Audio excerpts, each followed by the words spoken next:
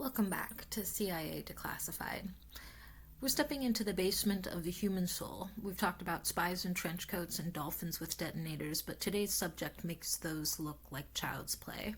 We're looking at MK-Ultra, specifically Subproject 94. In the early 1950s, the company became obsessed with a question that sounds like it was ripped straight out of a late-night radio broadcast. Can you split a person's mind? Can you create a Manchurian candidate who can hold a secret so deep that even they don't know it's true until a trigger is pulled? They called it automatic writing and trance interrogation, and folks, the true story is weirder than any fiction. Subproject 94 wasn't just about drugs, though there were plenty of those. It was about the science of suggestion. The CIA recruited psychologists and hypnotists to see if a subject could be placed into a state of dissociative trance. Subproject 94 involved the study of post-hypnotic suggestion combined with sensory deprivation.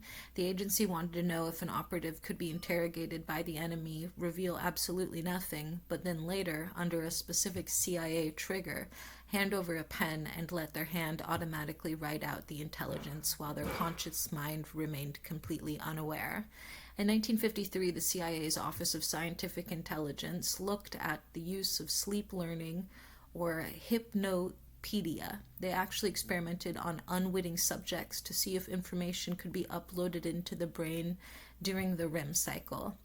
They were trying to treat the human brain like a hard drive before the hard drive was even invented. A declassified quote from an MK-Ultra memo: "The objective is to achieve a state where the individual can perform complex tasks, including the recording of intelligence, without conscious memory of the act. The subject must become a passive vessel for the recorded data." End quote. The CIA actually funded research into the occult and mediumship as part of their psychological warfare toolkit. They studied how spiritualist mediums performed automatic writing during séances to see if the same dissociative states could be replicated in an interrogation room in Langley. Dr. Sidney Gottlieb, the black sorcerer of the CIA, was the man overseeing these projects.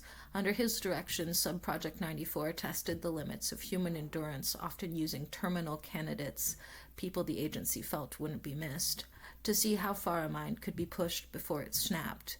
The project also examined secondary personalities. The agency hypothesized that they could create a compartmentalized mind where one personality was a loyal citizen and the other was a cold-blooded spy with a firewall between them that only the CIA held the key to.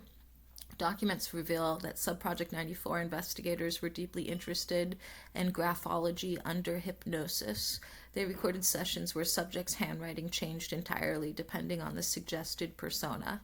The agency believed that if handwriting analysts couldn't link the secret notes to the operative's normal script, the perfect cover would be biologically ingrained. The CIA worked closely with the American Society of Clinical Hypnosis to find legitimate medical fronts for their research. This allowed them to funnel tax dollars into universities where unwitting students were subjected to trance inductions under the guise of sleep disorder studies. Records show that the CIA was fascinated by the work of George Easterbrook, a psychologist who claimed he could successfully create a multiple personality agent. Subproject 94 was, in many ways, the agency's attempt to weaponize Easterbrook's theories on the total malleability of the human ego. A quote from a declassified log: "The subject, while in a deep somnambulistic trance, was given a complex 10-digit numerical code. Upon waking, the subject had no recall of the numbers. However, when the signal Bluebird was given later that evening, the subject's right hand began to transcribe the code correctly while the subject was engaged in unrelated conversation." End quote. Now here's where it gets spooky. In 1973, CIA Director Richard Helms ordered the destruction of most MK-Ultra files. What we have left are the financial scraps, the leaked ledger of the mind, but even in these scraps, the black ink is everywhere. The heaviest redactions in Subproject 94 occur around the subject disposition sections. Why? Speculation among researchers suggests that these pages contain the identities of American citizens, possibly psychiatric patients or prison inmates, who suffered permanent brain damage or psychological death as a result of these trance experiments. The government isn't just hiding methods, they're hiding victims. There's a persistent conspiracy theory, and remember, we are leaning into the Art Bell vibes here, that the redactions cover cross-generational suggestion. This theory posits that the CIA was testing if hypnotic triggers could be passed down or reinforced over decades. The speculation is that the black bars hide the names of sleeper agents who were never deprogrammed. Historians often point to the redactions in the interagency cooperation logs.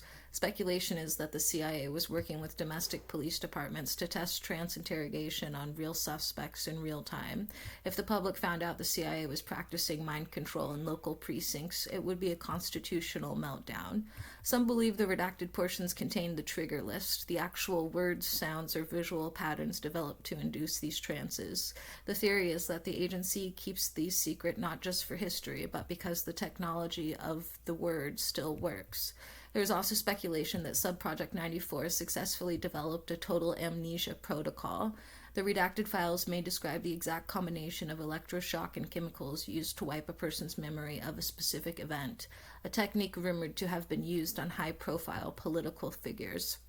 One of the more chilling conspiracy theories suggests that the redactions cover distance trance. Speculation posits that the CIA tested if a subject could be triggered via a telephone call or a specific radio frequency, essentially activating an agent without any physical contact using the telecommunications grid as a mind control network.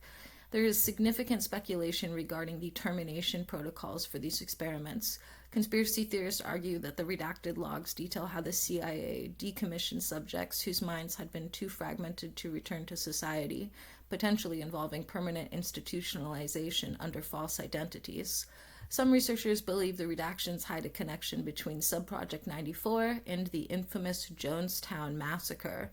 The theory suggests that the methods of group trance and automatic obedience were being observed or even facilitated by agency assets embedded in cult-like environments to test mass programming.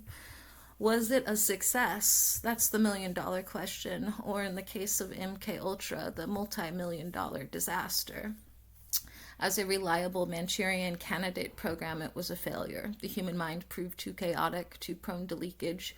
You can't program a person like a computer because people have this pesky habit of having feelings and breaking down.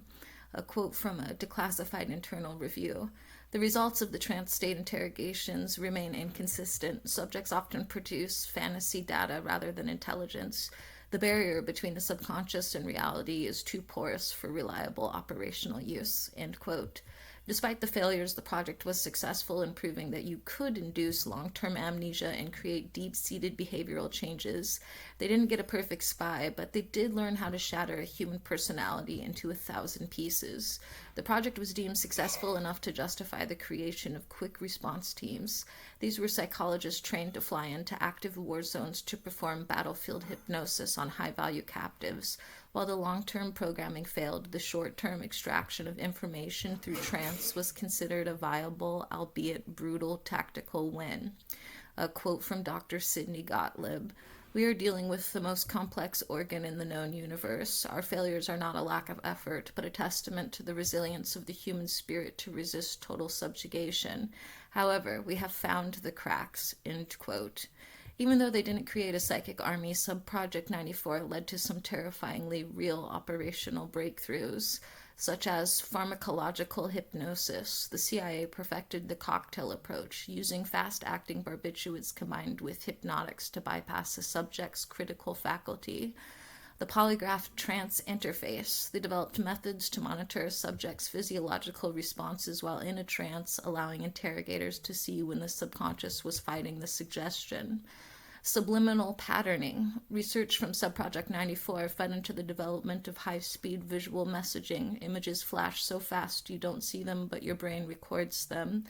And behavioral modification manuals. The techniques learned for breaking a mind became the basis for the CIA's later interrogation manuals used in clandestine sites around the world. Subproject 94 reminds us that the most dangerous territory the CIA ever explored wasn't a foreign country. It was the 6 inches between your ears. They wanted to turn the soul into a tool, and while they didn't quite succeed, they left a lot of broken minds in their wake. Thanks for tuning in to CIA Declassified. Next time, we move from the human mind to the animal kingdom's mechanical upgrade. We examine the electric dog session. In the late 1960s, the agency asked, can we make a better hound? We'll look at the declassified logs of early research into biomechanical limbs and remote direction for intelligence dogs. It's a story of cybernetic canines in the quest for the ultimate four-legged asset. Join us for the bionic bark. In the meantime, I'll see you in the archives.